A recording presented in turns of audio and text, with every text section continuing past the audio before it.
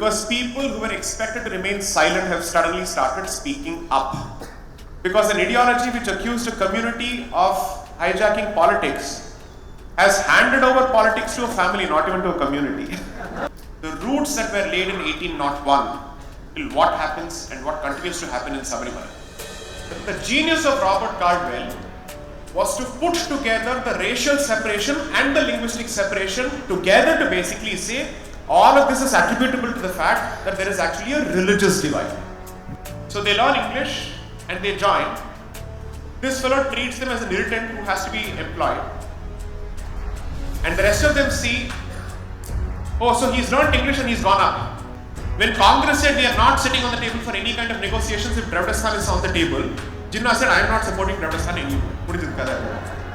That is a symbol of Dravidian exceptionalism and entitlement, where it believes that the rule that applies to the rest of the country does not apply to this country. Nothing doing. We'll come up in black shirts. I'm the Karupa setting in the Karupa set of So you will wait when the society itself is ready to spew and spit on its own culture, and then you reclaim the place. But no outsider will at least get the right to speak on the table when we are speaking. Vanakkam, namaskaram. நான் பேசுற தமிழ் டிஎம்கேக்கு பிடிக்காது.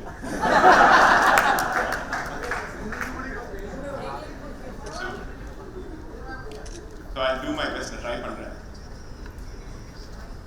You're all children of Macaulay, unfortunately. So it's unfortunate that I'm much more proficient in English than any other Indian language. I will try and reduce this deficiency in my public preparation over the coming years. This much I guarantee.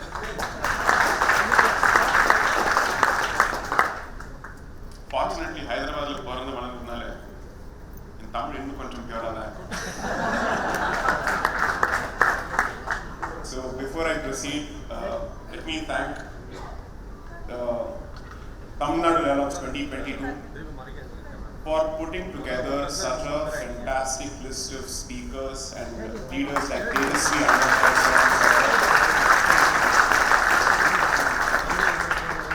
You know, after Shri's speech, it's a very difficult act to follow. And so I'll do my best to build on what has been said. But before that, let's count our blessings. I don't think it would have been possible to expect this kind of a crowd on such a topic for this platform even 5 years ago.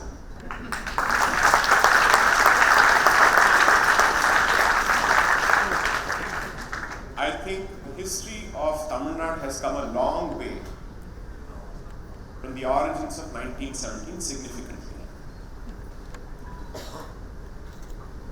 I've had the benefit of calling him as Tamil Nadu Tamarai. That is Annamalai. Oh, so sorry. So sorry. Am I audible now? Yes. Okay, fine. I said I've had the benefit and the luxury and the fortune of calling Annamalai Tamil Nadu Tamarai. And there's a very good reason for this. I think the stars have aligned for all the right reasons. At a time when I think the demographic composition tilts in favor of the youth, you have a fantastic option and a voice to present. Someone who is as comfortable in khaki as he is in Vellageshti Satte, and someone who is capable of straddling, I would say, the local media as well as the national media. Very few people can do that. And he comes from the city that I have studied in, Coimbatore. So I have a very special soft corner for Annamalai. So I hope that under his leadership, there is of course the expectation that political Hindutva will make its presence felt at the electoral level. But I genuinely hope that there is a greater rise of societal consciousness. I agree with Tejasvi entirely that politics has a very serious bearing in terms of pop culture, in terms of the music, in terms of education, in terms of setting the narrative. But before an issue reaches the political level, it goes through a churn at the level of the society. So clearly, options like Annamalai, Tejasvi and leaders across the country are the product of a societal yearning which has been brewing for several decades. Asking, will we not find leaders who will finally ventilate the suppressed voice of this civilization? Now you have to realize that while it's easy for us to sit and take pot shots at politics and politicians, it's practically a thankless life. And especially if you happen to be someone with a conscience, it's even more thankless. Because 24/7, you're constantly traveling, and I've been following Tejasvi's journey both over the last few years and especially over the last few months. Absolutely hectic, and I thought my schedule was crazy. With all that, for him to be able to capture the saransh of dharma and Indian civilization, the Bharatiya civilization, the way he has done, is not a reflection of his preparation, is a reflection of his commitment and conviction in the strength of the civilization. Because preparation will take you only to a certain distance, but beyond that, do you truly believe in what you preach and practice, or let's say, do you truly believe in the words that are coming out of your mouth? I think the audience is smart enough to understand that. And I think the reaction of the audience clearly bears out the strength of his conviction.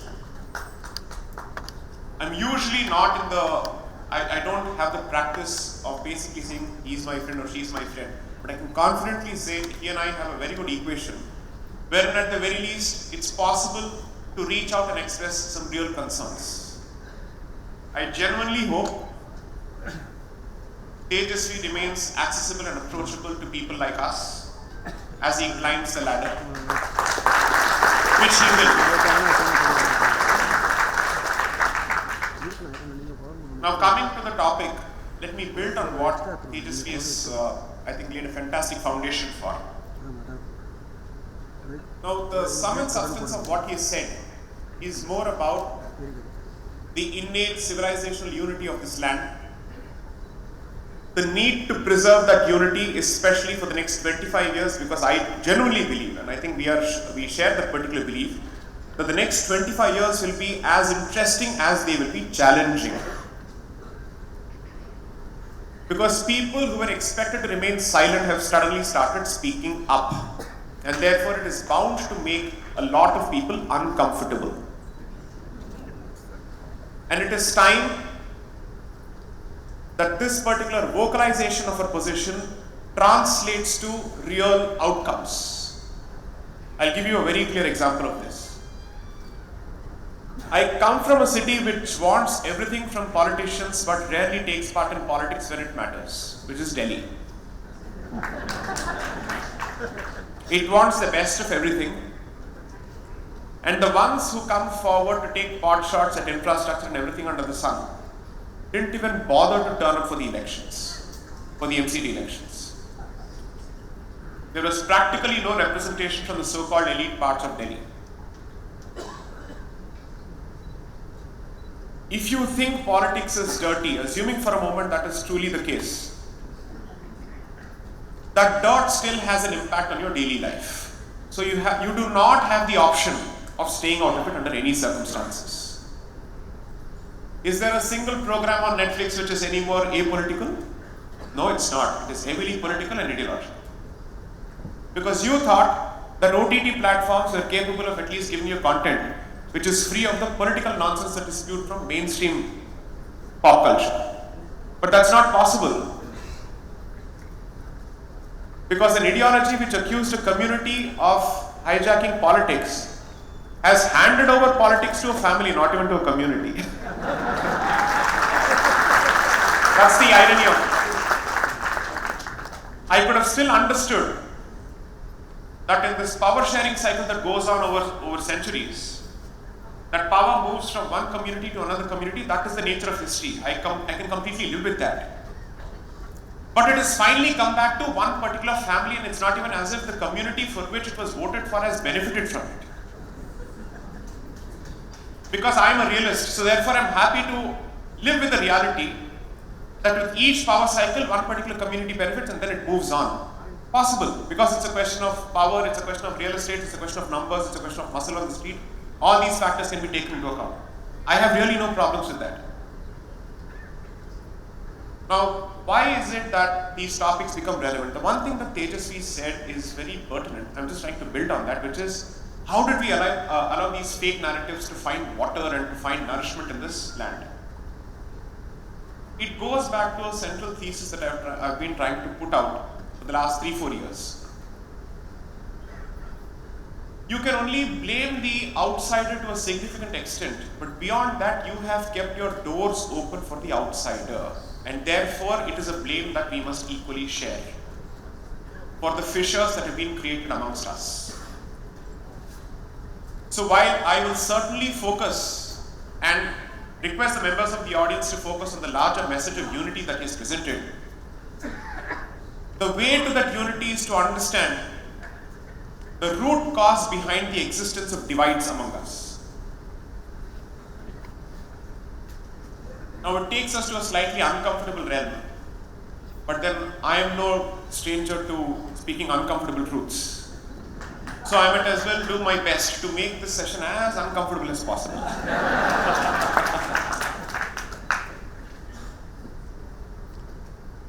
The recent controversy surrounding Ponniyin Selvan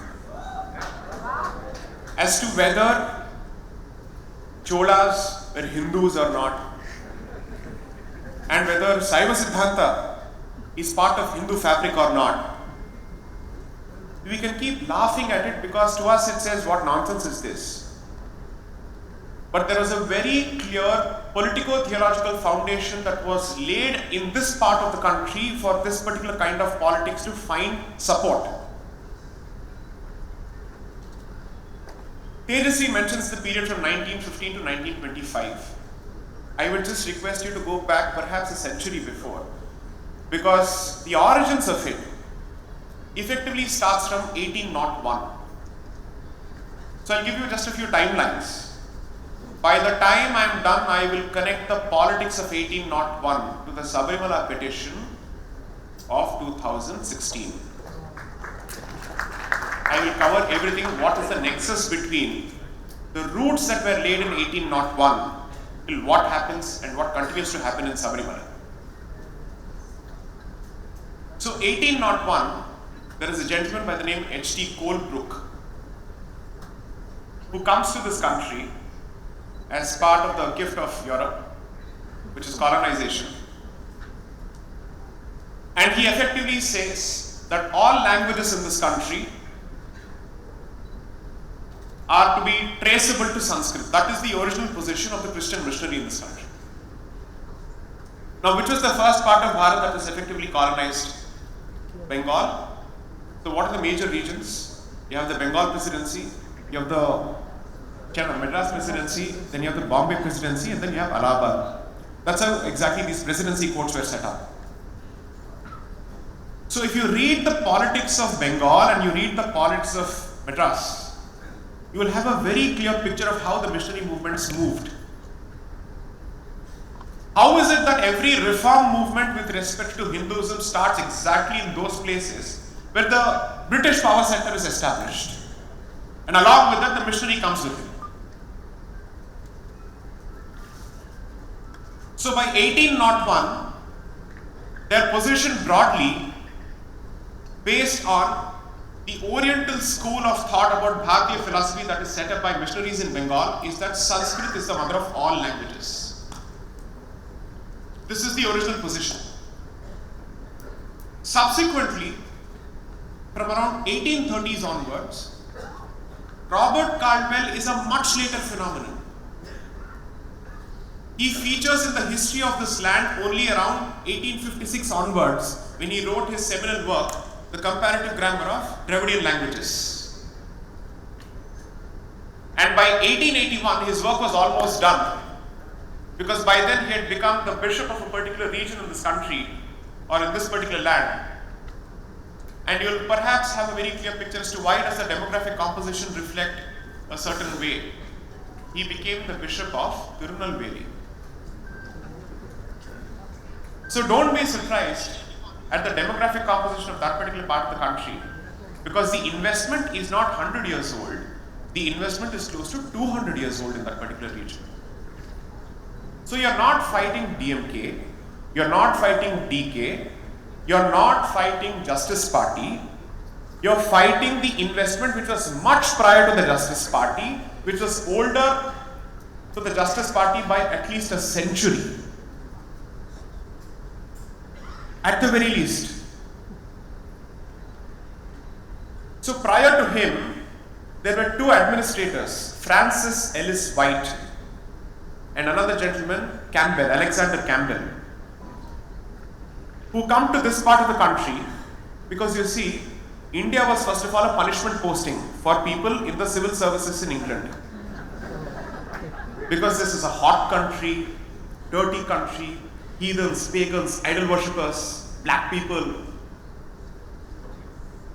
And the punishment posting, Madras on the Adhumala punishment posting.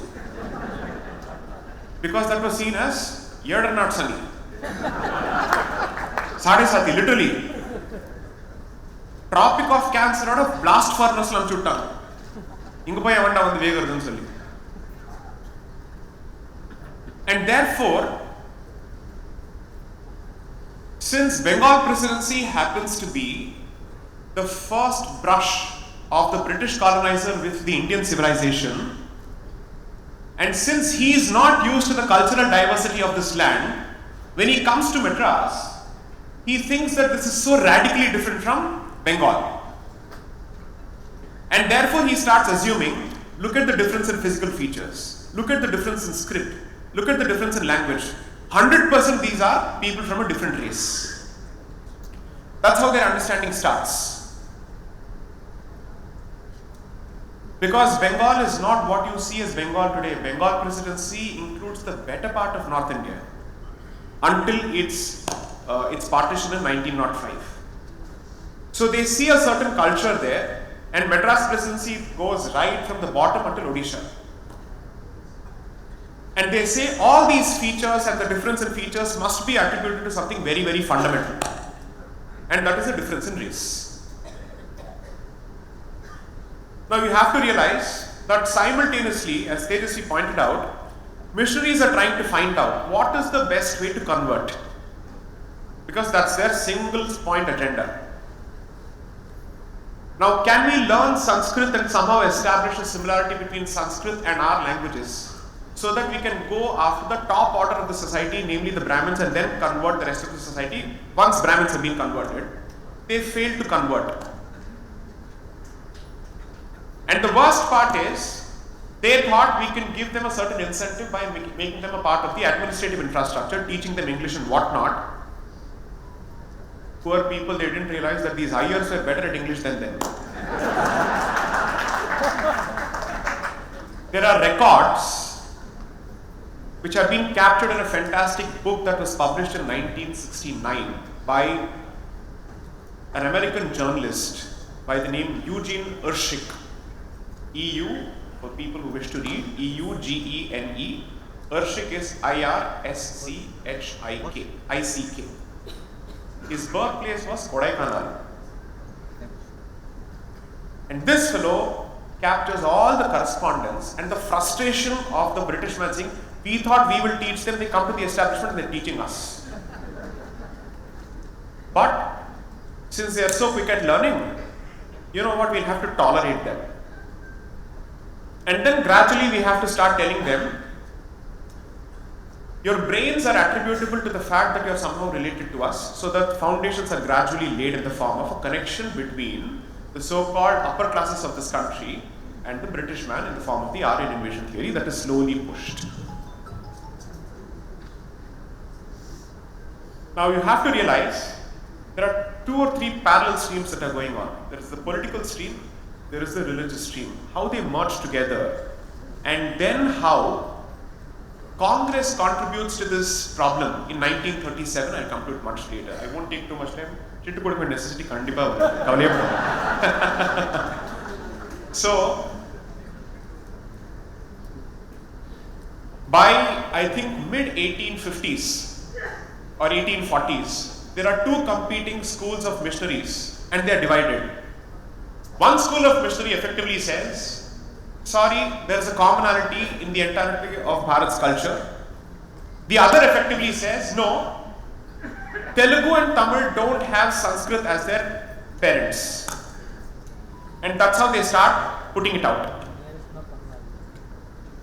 In the politics between two groups of missionaries, the second group ultimately wins. So it's not as if their ideas are the same. End goal is the same, but they differ on the means.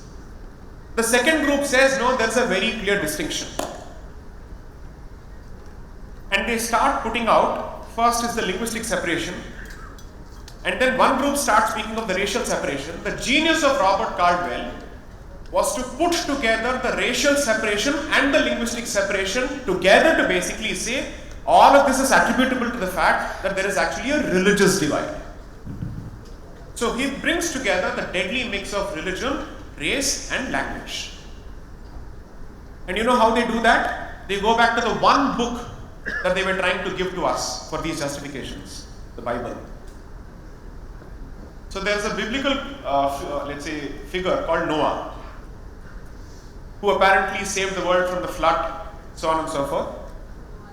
So Noah has 4 children, Japheth, Shem, Aram and Ham.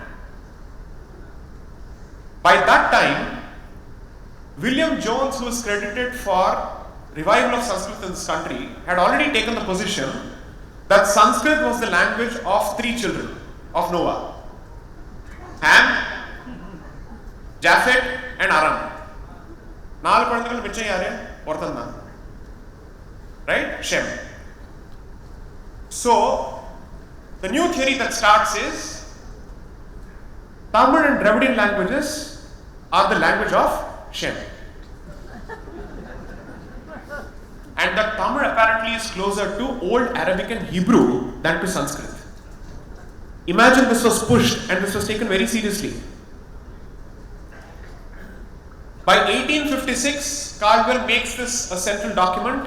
By 1881, when he's become the Bishop of Tirunelveli, what he starts doing is, let me start mapping those parts of the Madras Presidency where there's a lot of competition between communities and see where I can push this more successfully. The training ground and the experimental ground became Tirunelveli. And there he was able to push that entire theory successfully. Now, parallelly what happens is, since you have effectively made the Brahmin the evil creature, his subsistence on the basis of dana from the rest of the communities are taken away. That leaves the Brahmin community with only one option for sore thanni. English kattu ninge vaal panni tholena. Vera vazhi illa, enna inge saapadu varilla. So they learn English and they join. This fellow treats them as an irritant who has to be employed. And the rest of them see, oh, so he's learned English and he's gone up. And that sense of competition is then exploited for the next 100 years.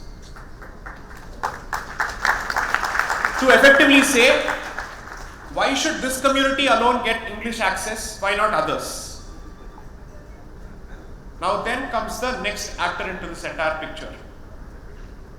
There starts a fight between the Tamil identity and the Telugu identity. And the demand for a separate Andhra province also starts.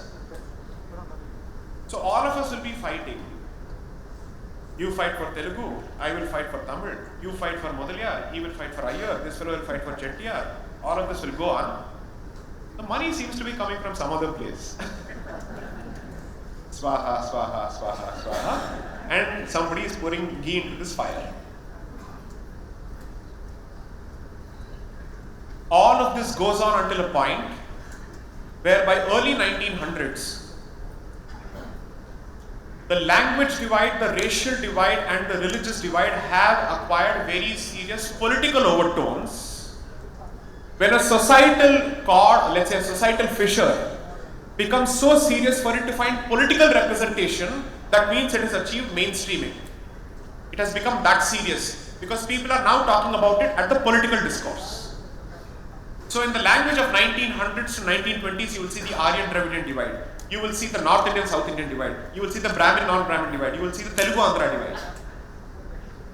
All of this playing into the hands of somebody else. And it moves to a point where in 1919, where the Muslims were asking for entrenchment of communal electorates, which is to say separate electoral reservations for Muslims, people from the south were effectively saying, we too want this for a certain set of communities altogether. When that gets rejected, representatives from this part of the country go to London to say, do not give India home rule. And these are representatives of the Justice Party who go to London and specifically plead. Home rule movement is apparently a Brahminical movement because it is led by Annie Besant.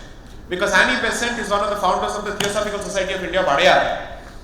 And she speaks of the greatness of this culture. And when she speaks of the greatness of this culture, she is talking about Brahminical culture. So if the British man leaves, the Brahmin will take over. Order. Active representations are made. So did you stop at communal electorates for a particular group of people? No, you didn't stop at that. It came to a point where you're actually looking at crystallization of a real concept called Dravidistan. Because by then the point that is being made is, as long as we are part of Bharat, Tamil Nadu and this particular part of this country will always receive secondary treatment because that victimhood was fed into our minds by the British administrator who didn't want to come here because he thought this was the worst of punishment posting, and that was fed further by the missionary. And finally, a resolution is passed in Kanchipuram in 1940 at Justice Party asking for a separate Dravidistan. Now they thought they would get a brilliant partner in this with Muhammad Ali Jinnah because he was asking for Pakistan. So members of Dravidistan and members of Pakistan were hand in hand. Is the situation any different today? Find out.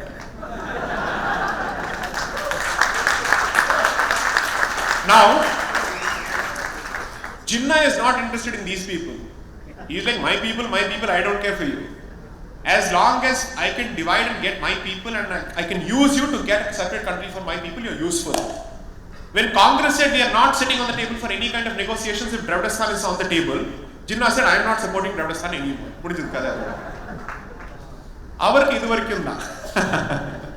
So I thought of value. Then what will these Anades do? They have no other option but to continue crying. No, Dravidistan, we have to do something about it.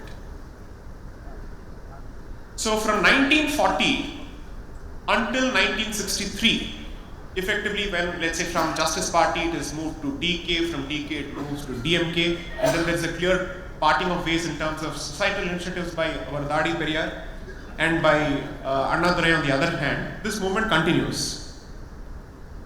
Now all this while, they drop 2 or 3 goals of the so-called Dravidian movement. The Christian missionary is constantly saying, break the caste structure, it's easy to convert. But a Dravidian movement which is entirely based on caste identity cannot give up caste identity, no? They can only remove it from road names. Beyond that, they can't do anything. Because without that identity, how do we ask for 69% reservation for Tamil Nadu? Very difficult. Right? Over and above the constitutional ceiling of 50%. That is a symbol of Dravidian exceptionalism and entitlement, where it believes that the rule that applies to the rest of the country does not apply to this country. So, they effectively start in terms of language imposition, so on and so forth. But the one mistake, and this mistake has to be attributed to the Congress party around that period, around 1937, is when there is already an Aryan-Dravidian divide, there is already a language divide, they introduce Hindi in schools as a way of education. There can't be a stupider move in the history of this country where you introduce Hindi at a time when that language itself is the subject of a serious problem, when there is already a huge divide.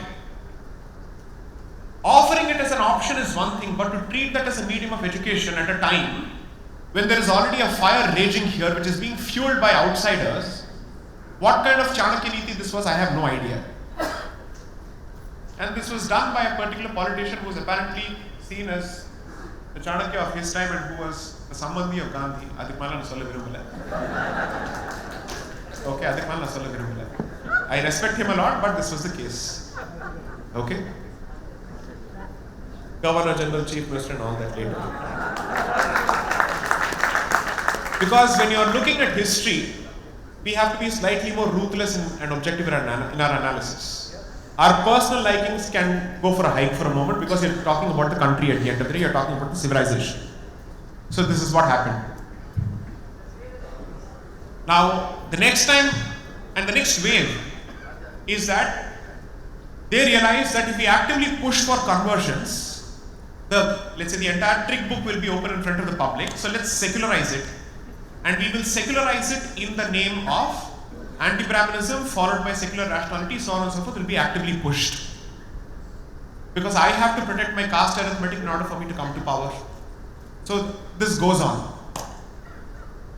Then in 1969, a young Christian convert lays the foundation for the myth that continues on WhatsApp till date.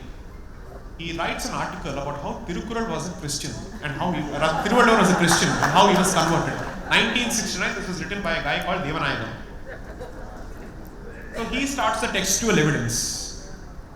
Parallelly, the Bishop of Mylapore starts looking for archaeological evidence. So he pays someone to manufacture and create archaeological evidence.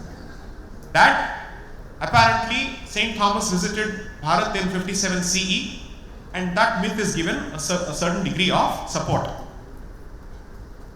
By 1975, as part of these efforts, one bishop pulls out a stone from a place called Neelakkal, which is supposed to be the playground of Swami Ayyappa in Sabarimala, and he says, this is the cross that was planted by St. Thomas at Sabarimala. This is 1975.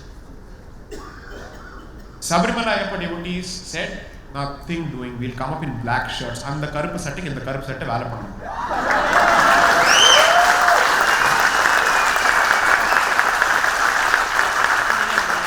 DK oda Karupukku, Ayyapanoda Karupu da badil. I say this because that is one temple where all so-called caste differences merge and die.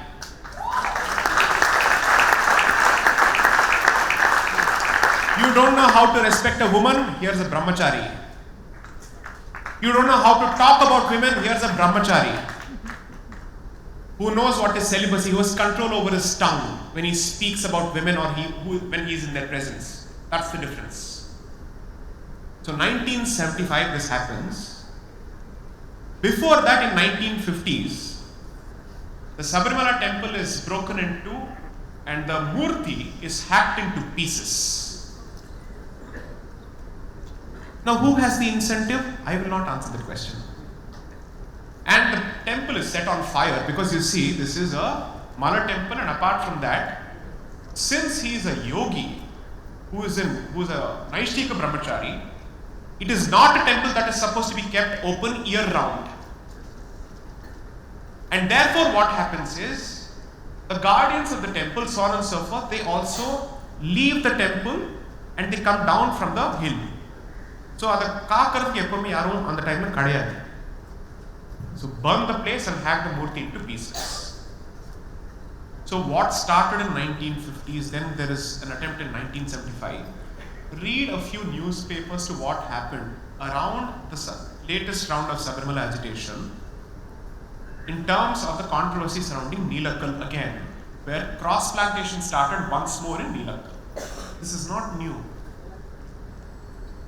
This is the commitment where one failure doesn't result in silence. It results only in temporary silence. And then they wait for the right opportunity, because all this while simultaneously the Hindu society is being constantly deracinated thanks to its education in English. So you will wait when the society itself is ready to spew and spit on its own culture, and then you reclaim the place. The latest round with respect to Sabrimala, I don't know how many people have been reading this, is if the male Shanti of Sabrimala can come only from a set of families. That's the latest question. And the weapon that will be wielded once more,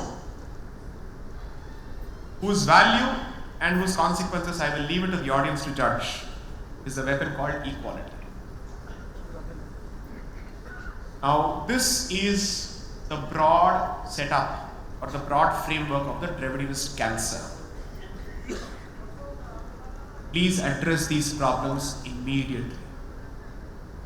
It is no more in the realm of just pop culture, it is going to affect you in every way possible. The one part of this great nation or this great civilization that has managed to preserve its temples despite the ravages of time and history and 1200 years of barbarism is under a different kind of insidious attack. It is for us to say, okay, we'll keep fighting amongst ourselves. Our differences will continue, but no outsider will at least get the right to speak on the table when we are speaking.